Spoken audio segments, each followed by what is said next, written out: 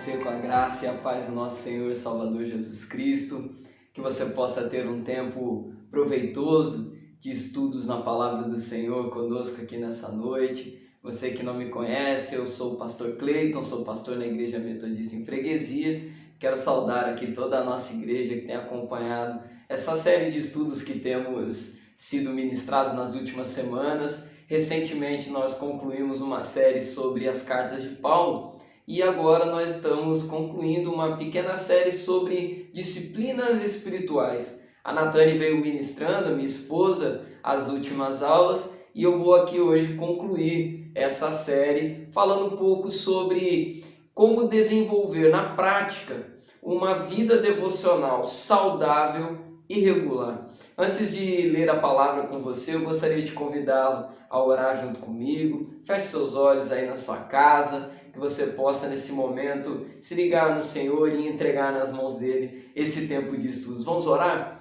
Senhor, nós queremos te agradecer, te louvar, Senhor, por esse tempo que tivemos tão proveitoso de estudos da tua palavra, onde fomos exortados, Senhor, sobre a importância das disciplinas espirituais na nossa caminhada.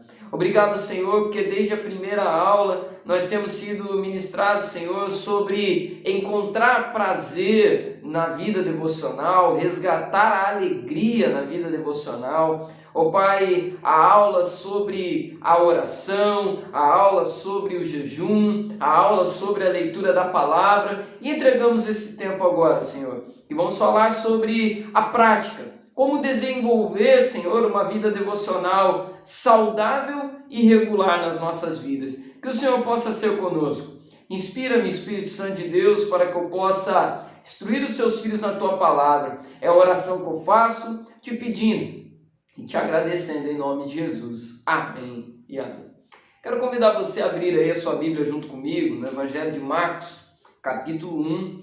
Quero fazer uma leitura com você do versículo 35 na palavra do Senhor. Um texto muito precioso para nós nessa série que estudamos, que fala sobre o zelo do nosso Senhor Jesus Cristo em estar com Deus. Marcos capítulo 1, nós vamos ler aqui o versículo 35 da palavra do Senhor, que declara assim: Tendo se levantado de madrugada, quando ainda estava escuro, Jesus saiu e foi para um lugar deserto e ali orava. Vamos ler de novo, versículo 35.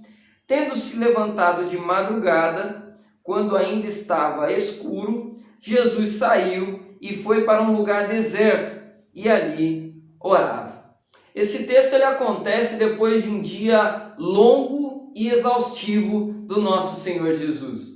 Se você ler depois, a gente vai até fazer essa leitura aqui daqui a pouquinho, o versículo 32 até o versículo 34, você vai ver que o dia de Jesus foi um dia cheio, foi um dia de muita atividade ministerial. O Senhor Jesus operou curas, a multidão ia até ele buscar aquilo que eles necessitavam. Jesus ministrava sobre a vida deles e foi um dia que, digamos assim, rendeu bastante. E no final desse dia, o Senhor Jesus ele retorna ao seu lugar de descanso e a palavra do Senhor vai nos mostrar que naquela madrugada, estando ainda escuro, o Senhor Jesus se levanta, vai a um lugar a sós, um lugar retirado, um lugar afastado, e ali ele ora ao Pai. A gente percebe então o seguinte, que depois de um dia longo e cansativo, Jesus sentiu a necessidade de oração. E aí eu quero ler com você aqui esses versículos, versículo 32 até o versículo 34, que declara assim: À tarde, depois do pôr do sol, trouxeram a Jesus todos os enfermos e endemoniados.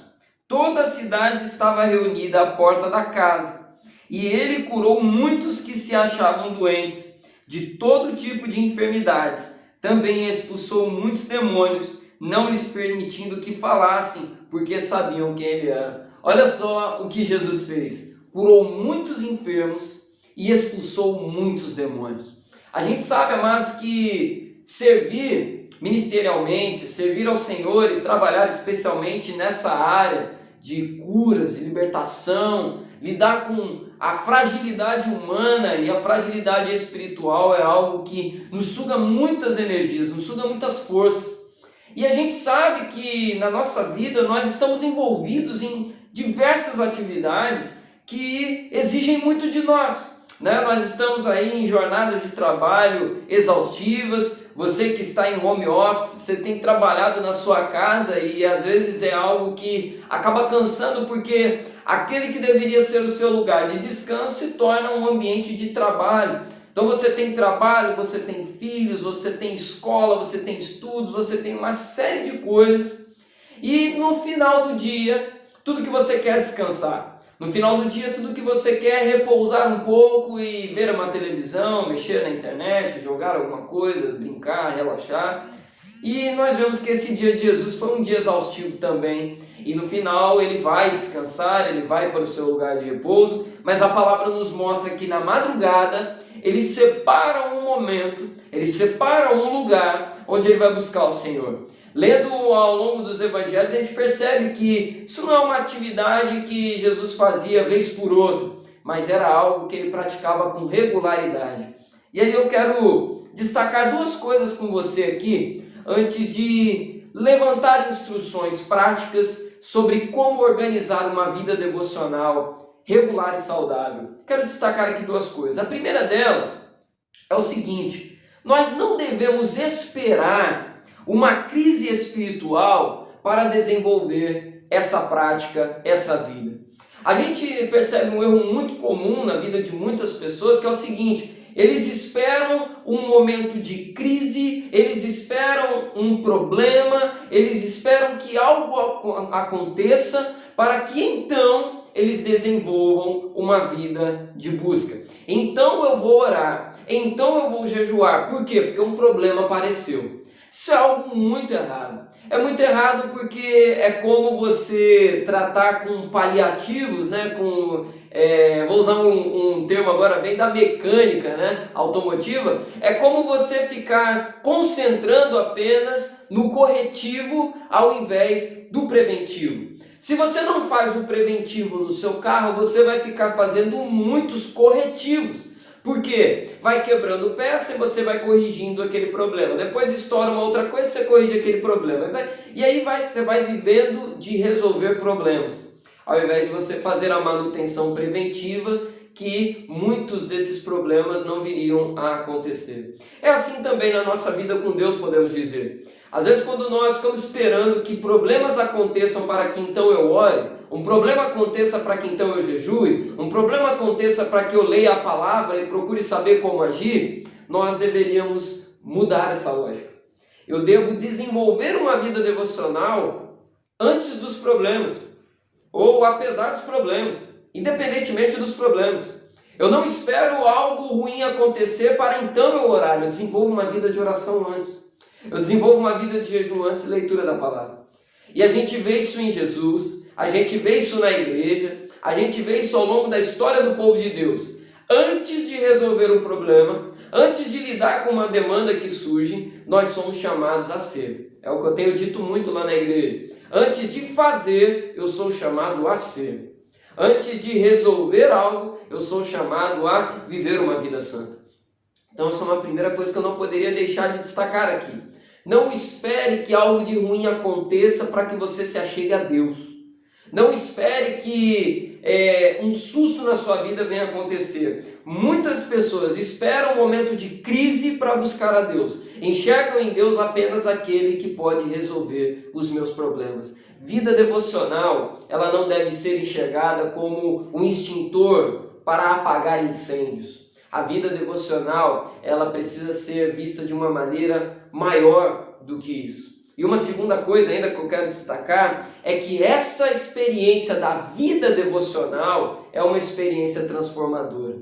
Talvez você hoje seja uma pessoa, por exemplo, que seja impaciente, uma pessoa explosiva, uma pessoa que tem dificuldades com perdão, uma pessoa que não tem misericórdia, como nós fomos ministrados no último domingo. Talvez você seja hoje uma pessoa que tem muitas dificuldades em áreas diversas da sua vida. eu preciso te falar uma coisa. A experiência da vida devocional é uma experiência transformadora. Você quer ver essa transformação na sua vida? Eu te digo isso. Desenvolva uma vida devocional. A gente vê que ao longo das Escrituras, homens e mulheres que desenvolveram essa vida, que viveram essa prática, de fato, tiveram uma experiência de intimidade com Deus muito profunda. Tiveram uma experiência de conhecimento de Deus muito profunda. E essa experiência, ela é transformadora. Eu vou te dizer uma coisa, é impossível você desenvolver uma vida devocional, desenvolver uma vida de disciplinas espirituais, desenvolver uma vida de contato contínuo com Deus e não ser transformado. É impossível você se aproximar do fogo de Deus e não ser purificado por Ele. A experiência de vida devocional é transformadora. A solução para os seus problemas, a solução para aquilo que atormenta a sua vida, aquilo que rouba a sua paz, aquilo que tem machucado você, é uma intimidade com Deus. Disciplinas espirituais vividas diariamente, regularmente. A gente precisa desenvolver isso. Ter disciplina, como o próprio nome fala, né? A gente entender. E Wesley, ele dizia o seguinte, ele não chamava as disciplinas espirituais de disciplinas espirituais. Ele chamava isso de meios de graça. O jejum, a oração, a leitura da palavra, a ceia do Senhor, o ato de congregar. John Wesley chama isso tudo de meios de graça. Ou seja, são artifícios, são ferramentas que Deus nos dá para termos contato com a graça de Deus. São meios de graça, são meios que me possibilitam experimentar da graça de Deus no meu cotidiano, experimentar da graça de Deus na minha casa, experimentar da graça de Deus em todo e qualquer lugar.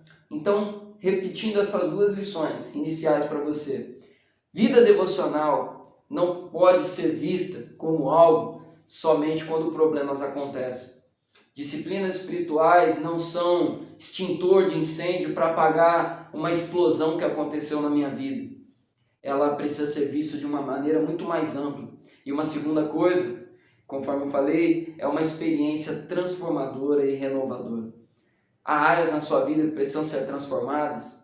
A intimidade com Deus gerará essa transformação. Mas aí eu pergunto para você, talvez você possa estar dizendo assim, pastor, eu tenho uma vida tão corrida, eu tenho uma vida um tempo tão apertado, é tudo tão cansativo na minha vida. Eu quero falar um pouco sobre prioridades com você. Mas antes de falar, eu quero compartilhar com vocês um vídeo. Esse vídeo eu já comentei sobre ele lá na igreja esse ano e eu gostaria de reproduzi-lo na íntegra aqui agora para você. Acompanhe comigo aí, é um vídeo pequeno, mas muito importante para falarmos sobre prioridade. Talvez o seu grande problema hoje, para desenvolver uma vida devocional regular e saudável, seja a falta de prioridade. Assista esse vídeo aí e daqui a pouquinho a gente volta aqui para continuar a nossa conversa. Assiste aí, nós já voltamos.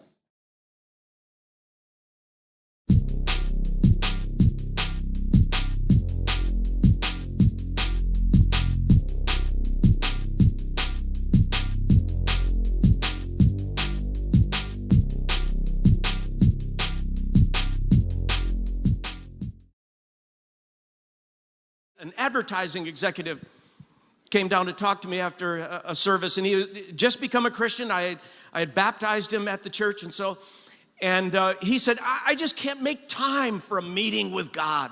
He said, you have no idea what it's like to commute downtown every day, and you live in a different world. I just can't fit that kind of thing into my life.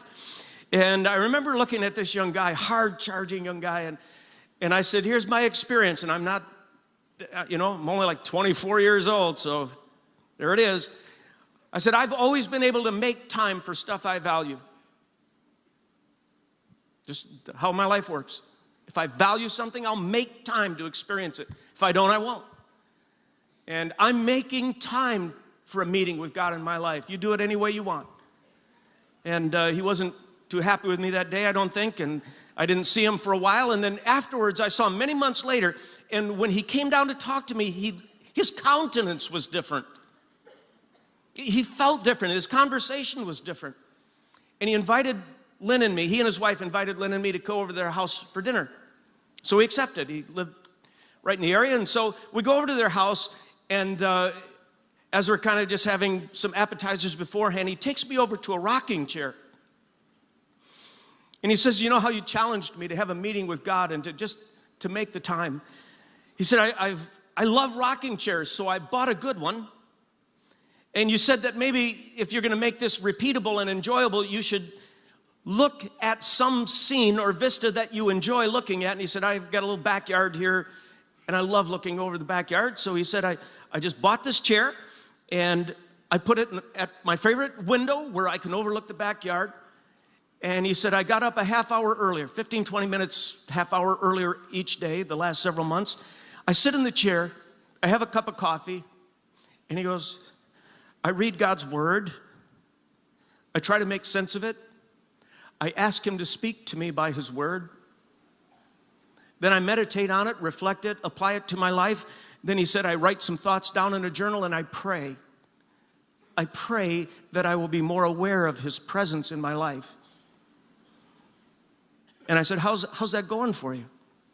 And his wife jumped in and said, I'll tell you how it's going for him. He's a changed guy. What happens to him when he sits in that chair has changed him. He's more centered. He's a more gentle and loving man in our marriage and to our children. I was very impressed with this, that he could show me his chair, that he had taken the time, that he had fashioned a meeting with God that he looked forward to, because he liked the chair, he liked the view, he liked the coffee, he was a morning guy, and he fell into this pattern. Many months later, I had coffee with him one time, and he said, I'm thinking about leaving my job in advertising. He said, I think I'm done with that. I said, where'd you get these ideas? And he said, well, in my meetings with God in the chair. He's been putting those thoughts in my mind. I said, what are you going to do? And he said, maybe I'll just help you build the church. I said, well, no one's getting paid around here, you know. And he said, well, I've done pretty well in advertising. I can hold on for a while, and maybe if the church grows, you know, then maybe they can help me and my family in some way.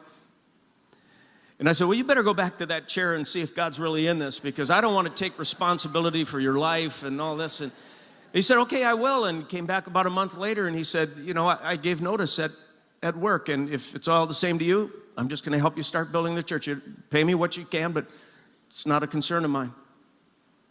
And this guy joined our staff, and I'm telling you, he was a hardworking, energized, joyful, industrious individual that really, really helped our church and was on our staff for many, many years. One of the best staff members in the early days of the church. Then one day he comes into my office and he said, you know, I still do that meeting with God in that chair, that rocking chair. And he said, God's been stirring in my life, in my meetings with God. And he said, a friend of mine's starting a brand new church in Colorado. And I think I'm going to pack my family up and move to Colorado. I said, can they support you? He said, no, I'm going to have to go back into the marketplace and make some money because they can't afford anything. And I said, are you ready to do that? And he said, you know, every morning I talk to God about it. And he said, I'm really fired up about it. So we said goodbye to him, and he packed his family up, and he went out, and he went back into advertising, made a lot of money, and gave most of it to the startup church. And it became a fantastic church. And then in that same chair that he moved out to Colorado, sitting at a window in the morning like he had done for many, many years now, he processed a bad medical report he got from the doctor that cancer had come his way. And he kept working, and he kept supporting that church, and he got sicker and sicker. It was a very fast-spreading kind of cancer. And then he was hospitalized, and one of the great losses he felt when he was in the hospital is that he didn't have his chair. And he died quite soon thereafter, and I did his funeral in Colorado. And I was talking to his widow, his wife, at the funeral reception afterwards. I said, that was something about that chair, wasn't it? She said, his whole life changed in that chair. I said, what are you going to do with the chair? And she said, we are going to pass that chair on to our children and on to our grandchildren in the hopes that someone would sit in it like Tom did and have their life transformed. Simple question, gang. Where's your chair? Where do you meet with God? Where do you reflect on His Word and open yourself to His power? Where do you become aware of His presence in your life? Where is that? And some of you go, well, I don't have a nice backyard to look out on. It doesn't work for me. The thing about the unlimited presence of God is that you can meet with Him anywhere. Your chair can be anywhere. When Lynn and I first started taking our summer study breaks in South Haven, that little town on the other side, we rented a one-bedroom cottage in the summer times. And so it was chaos with 2 kids in that cottage. So I would leave and I would go to the Burger King in the morning for 30, 40, 45 minutes, sometimes an hour. First booth on the right when you come in the door, Main Street in South Haven. I did that little practice for 9 years. Fiberglass booth in a Burger King. I made some of the most important ministry and personal decisions in my life. Fiberglass booth in a Burger King. To this day, when I drive by that Burger King, I look at it and I go, man, God met me there. There's a carpenter in this church that meets with God every morning in the front seat of his pickup truck, brings a thermos of coffee and his Bible. Half hour before the construction starts, he just sits in the front seat of his pickup truck, absorbs the Word of God, meets with God, surrenders himself with God, to God, asks for direction in his life. A young mom that I know goes to Starbucks whenever she can. Corner table, meets with God. Where's your chair? When you meet with a friend, let's say for a lunch, what happens is if you've connected with that friend, after you leave the restaurant or wherever it is, you think about that friend later on in the afternoon. When you meet with God, you think about Him more throughout the course of your day. His presence lingers after the meeting. Where's your chair? Impactante o vídeo, não é? Esse vídeo é muito tremendo. E aí eu pergunto para você, mais uma vez, conforme nós paramos aqui, qual é a prioridade na sua vida? Deus tem sido realmente prioridade para você?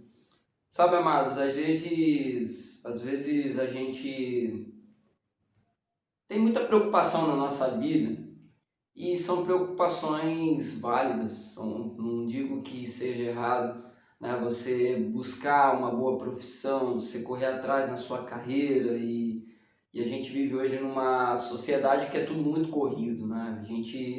Eu pego, por exemplo, vida de crianças, a gente vê as crianças começando a estudar cada vez mais cedo, fazendo cursos e adquirindo conhecimento. A carga de conhecimento que é lançada sobre a gente hoje é algo assim muito grande, né? Inclusive tem até estudos que falam que crianças de 12 anos hoje têm mais conhecimento do que imperadores, né, nos tempos antigos. Então é algo assim muito grande.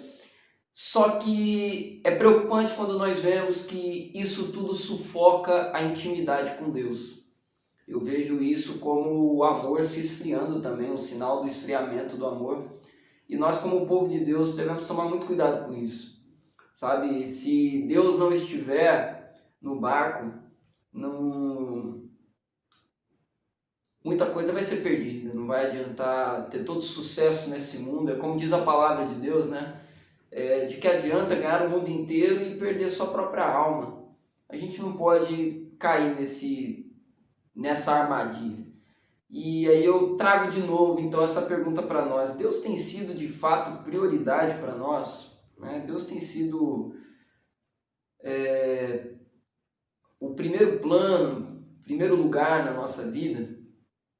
E aí eu quero trazer então, com base nessa reflexão, algumas instruções para você viver uma vida devocional saudável e regular. Às vezes a gente pensa que ter uma vida devocional saudável e regular é algo de outro planeta, né? Eu preciso dedicar 1, 2 horas do meu dia para poder ter essa vida. Eu vou dizer para você, conforme você viu no vídeo, você pode começar com 15, 20 minutos. Você pode começar com o pouco, começar do pequeno e ir até o grande. Às vezes a gente não vive isso na nossa vida porque a gente já está olhando lá na frente, a gente já quer começar já grande, mas a gente começa no pouco, começa no pequeno. Então, eu quero dizer isso para você. Eu creio que você tem no seu dia pelo menos 15 minutos para oferecer ao Senhor. 20 minutos, sabe? Se Deus ocupar um lugar de prioridade na sua vida, você consegue isso. E pegando um gancho em tudo que a Natane já trabalhou nas últimas aulas, eu quero falar um pouco sobre como organizar, como que eu posso organizar na minha vida uma prática de jejum regular, de oração regular e de leitura da palavra. Eu quero começar falando sobre jejum. Jejum é um tema que desperta muitas dúvidas, não é verdade? Inclusive já adianto para a IMEF que nas próximas semanas eu ministrarei num culto sobre jejum. Em breve você terá aí essa ministração. Mas eu quero começar falando sobre jejum. E John Wesley, ele viveu com muita maestria essa prática do jejum na vida dele. Inclusive ele dizia que todo metodista tem que praticar o jejum. A prática do jejum é uma prática genuinamente cristã. O Senhor Jesus ele nos ensina a jejuar, ele próprio jejuava, e a gente descobre estudando a história da igreja que a igreja primitiva ela tinha 2 dias na semana em que ela jejuava. Era quarta-feira e sexta-feira. Toda quarta e sexta eram dias que a igreja primitiva separava para o jejum. É algo muito curioso a gente saber, né? E John Wesley, o que ele começou a fazer? Ele trouxe essa prática para os metodistas. Então, toda sexta-feira, no caso Wesley separava a sexta para o jejum, os metodistas jejuavam. Ele ensinava em todos os grupos pequenos, nos ajuntamentos maiores, que toda sexta-feira, de quinta-noite até o horário ali por volta de 4, 5 horas da tarde de sexta, os metodistas deveriam jejuar. E aí você pode se perguntar assim, pastor, por que ele fazia essa organização? Funcionava da seguinte forma: ele jantava na quinta-feira e começava o seu jejum.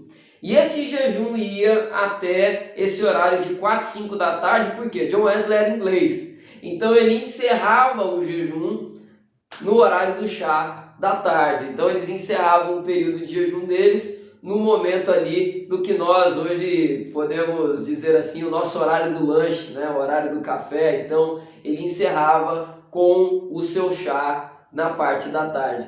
E toda semana faziam isso. Jejuavam regularmente.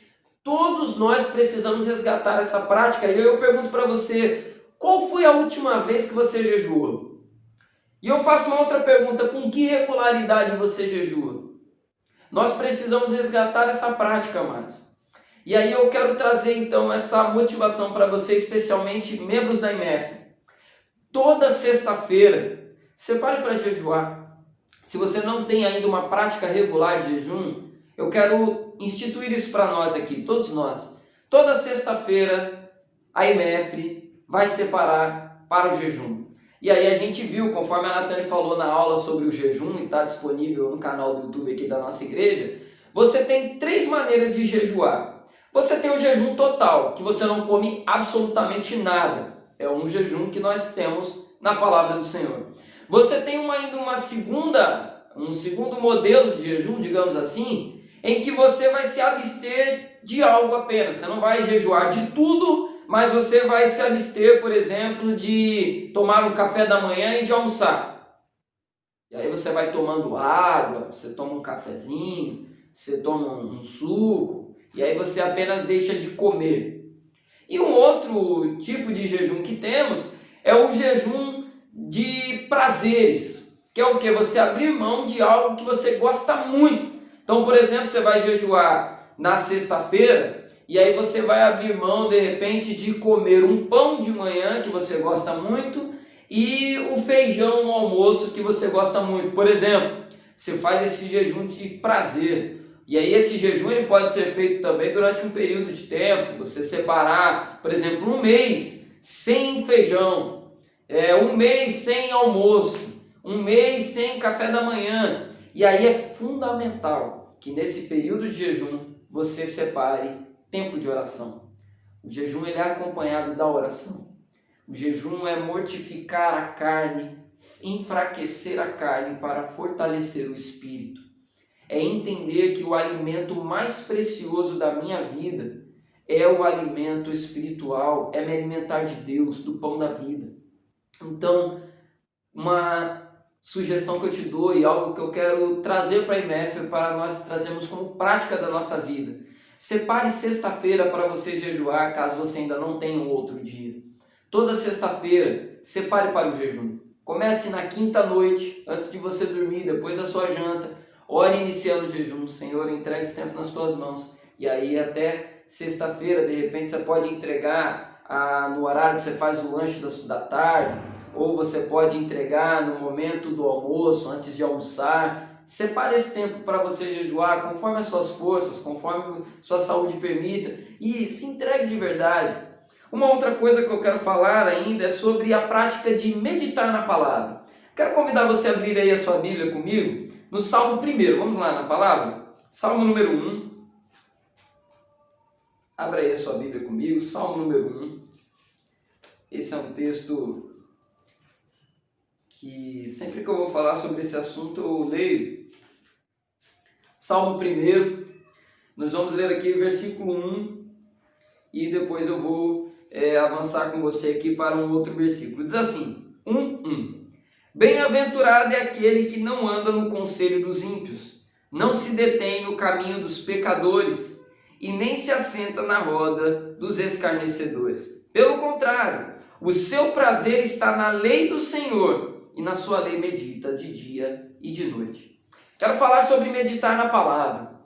Recentemente, na verdade em 2018, eu tive a oportunidade de ler um livro de um autor puritano chamado Thomas Watson. Thomas Watson era um cristão, puritano, protestante, e ele escreve aquele livro, um tratado sobre a meditação da palavra do Senhor. E aí ele discorre sobre esse assunto, falando sobre o que é meditar na palavra. Eu já falei isso 2 vezes lá na nossa igreja, e é importante trazer aqui agora porque é pertinente. Meditar na palavra envolve você dar pelo menos 3 passos. O primeiro deles é você se retirar, conforme o pastor Bill Hybels fala no vídeo, né? Separando o tempo aí, os 15 minutos que você vai para a cadeira, né? Que você vai para a varanda, que você vai para dentro do carro, que você vai para algum lugar. Você vai se retirar das distrações. Nesse momento você coloca o seu celular aí no modo avião, você não olha o WhatsApp, você se desliga de tudo para se conectar apenas no Senhor. Um segundo momento é você ler a palavra com atenção e com o coração quebrantado. Você ler a palavra exaustivamente e com intensidade. Como a Natane falou na última aula, John Wesley fazia isso como? Lendo a palavra em postura de adoração. O que isso significa? É ler a palavra da seguinte forma: Deus vai falar comigo. Agora eu vou ouvir a voz de Deus. Isso é ler a palavra em postura de adoração. Isso é ler a palavra com intensidade. É você ler e entender que ao abrir aqui desse livro, Deus vai falar com você. Ao abrir aqui esse livro, a voz do Senhor vai ecoar no seu ouvido, na sua mente, no seu coração. É o momento em que Deus vai falar com você. E um terceiro e último momento é você permitir que essa palavra que você leu, ela possa ecoar dentro de você, ela possa falar com você, ela possa gerar transformação. É o momento em que você sente o gosto da palavra. E aí Thomas Watson, no livro, ele fala o seguinte: meditar é muito mais do que memorizar. Memorizar não é meditar. Às vezes a gente pensa que meditar na palavra é ler o texto e memorizá-lo. Bem-aventurado é aquele que não anda no conselho dos ímpios, não se detém no caminho dos pecadores, nem se assenta na roda dos escarnecedores. Bem-aventurado é aquele que não anda no conselho dos ímpios, e vai continuar lendo até memorizar. Meditar não é memorizar. Aí ele compara o seguinte: memorizar é como ser um armário, que você vai colocando coisa dentro dele e você vai guardando, você vai memorizando. Meditar não é isso. Meditar é como saborear, é como sentir o gosto, é como você ler a palavra, é como se você estivesse colocando um alimento na sua boca e você sente o gosto daquele alimento. Sabe aquele café gostoso que você toma aí, você toma aquele café e você sente o gosto do café, ou aquela comida que você come, que você sente o gosto ali do tempero que você vai degustando. Meditar é muito mais degustar do que memorizar. Então, nesses 15 minutos que você vai separar, 20 minutos, meia hora, esse tempo que você separa é ler a palavra e sentir o gosto da palavra. Sabe o que é isso? É você ler o texto bíblico e olhar para a sua vida e dizer assim: como isso pode ser colocado em prática na minha vida? Onde que esse texto está me confrontando? Que transformação esse texto vai gerar em mim? O que eu preciso mudar? Nesse momento você está meditando na palavra, você está degustando a palavra e você está orando também, pedindo ao Senhor o seguinte: aí é você orar em cima da palavra do Senhor. Por exemplo, vamos supor que eu estou meditando nesse texto aqui do Salmo 1, e aí o Salmo diz aqui, né? Bem-aventurado aquele que não anda no conselho dos ímpios, não se detém no caminho dos pecadores e nem se assenta na roda dos escarnecedores. Pelo contrário, seu prazer está na lei do Senhor e na sua lei medita de dia e de noite. Aí você vai, medita nessas palavras, você se pergunta: eu estou andando no conselho dos ímpios? Eu estou andando no caminho dos pecadores? Eu estou me assentando à roda dos escarnecedores? Estou estabelecendo aliança com pessoas que não têm aliança com Deus? Eu tenho prazer em estar com Deus? Eu tenho meditado na sua palavra? E aí você vai degustando aquilo. E aí depois você vai orar. E aí quando você vai orar, você ora a palavra. Você ora o seguinte: Senhor, eu não quero andar no conselho dos ímpios. Eu não quero me deter no caminho dos pecadores. Eu não quero me sentar na roda dos escarnecedores. Eu quero ter prazer em Ti. Eu quero meditar na Tua palavra. Senhor, eu quero viver isso na minha vida. Transforma essa palavra verdade em mim. Olha só, você está orando a palavra de Deus. E você está o quê? Interiorizando essas verdades. Você está colocando essa verdade dentro de você e plantando essa semente dentro de você. Amados, esses são alguns passos, algumas sugestões que eu posso compartilhar com você sobre desenvolver isso regularmente. E aí eu digo, não faça isso uma vez por mês, não faça isso uma vez por semana, faça diariamente. Separe uma vez por semana para você jejuar. Mas diariamente, leia a palavra, ore, interceda por alguém, agradeça por aquilo que Deus tem feito, ore pedindo para que aquilo que você leu na palavra seja verdade em você. Faça isso regularmente, porque é uma prática saudável. Fazendo assim, você terá uma vida devocional regular e saudável. Vai gerar vida em você. Aquilo que é de mal, aquilo que precisa ser arrancado, vai ser arrancado e você vai ver, como você viu no vídeo, transformação acontecendo dentro de você. Pratique isso. Eu quero te encorajar, meu irmão e minha irmã. Veja depois os vídeos novamente das aulas que a Natane deu. Procure. Eu vou dizer uma coisa, hoje só não tem uma vida devocional regular e saudável quem não quer. A gente tem muita ferramenta, a gente tem muita possibilidade. A gente tem momentos que a gente pode separar, como o Bill Hybels falou, de repente no momento de almoço no seu trabalho, de repente acordando mais cedo, de repente chegando em casa, de repente estacionando o carro na sua garagem. Você que volta de carro para casa, fica dentro do carro 15 minutinhos, não sai do carro, respira fundo, coloca um louvor, leva para a palavra. Amados, quantas possibilidades temos? Quem tem como prioridade, arruma tempo. Que nós possamos viver isso em nome de Jesus, amém? Se eu posso continuar te abençoando, foi um prazer, uma honra muito grande compartilhar isso com vocês. Digo que esse período de série sobre disciplinas espirituais eu fui ministrado. A Natane eu quero até honrar a vida dela, agradecê-la pela dedicação. A Natane se dedicou muito para gravar essas aulas, para compartilhar com vocês. Acompanhei todas elas e fui abençoado. E que nós possamos cultivar isso em nome de Jesus. Senhor, eu posso continuar te abençoando, IMEF. Leve isso para sua casa. Você que é mãe, você que é pai, você que é casado, estabeleça altares dentro da sua casa, em nome de Jesus, amém? Vamos orar encerrando esse tempo. Senhor te abençoe, em nome de Jesus. Senhor, muito obrigado por esse período que tivemos de estudos da Tua Palavra. Obrigado, ó Pai, porque hoje nós tivemos a oportunidade de sermos instruídos a como desenvolver uma vida devocional saudável e regular. Eu te peço, Senhor, estabeleça isso na vida dos Teus filhos. Aqueles que nos assistem nesse momento, que eles possam ter isso na vida deles. Que ao compartilhar também, ó Pai, desse vídeo, outras pessoas que receberem possam também desenvolver isso, Senhor. É tempo de parar de perder tempo. É tempo de definir prioridades. E o Senhor tem que ser a prioridade na nossa vida.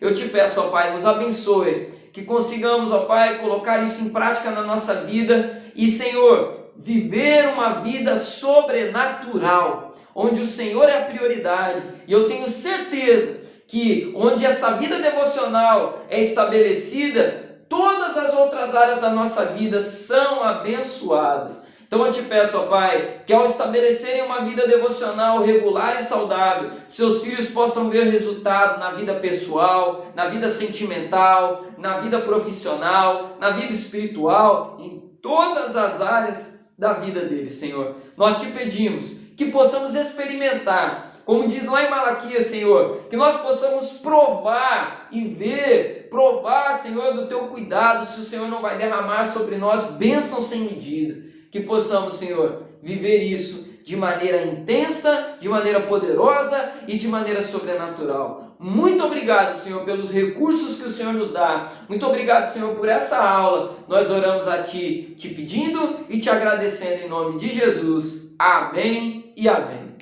Meus amados, que o Senhor continue te abençoando. Se você quiser depois, assista novamente esse vídeo, compartilhe, mande aí nos grupos que você está participando, mande para familiares, amigos, que nós possamos desenvolver essa vida regular e saudável de comunhão com Deus. Amém? Receba a bênção do Senhor, que a graça do Senhor Jesus, o amor de Deus, nosso Pai, a doce consolação, comunhão e poder do Espírito Santo de Deus repouse sobre sua vida hoje e permaneça para todos sempre. Amém, amém e amém.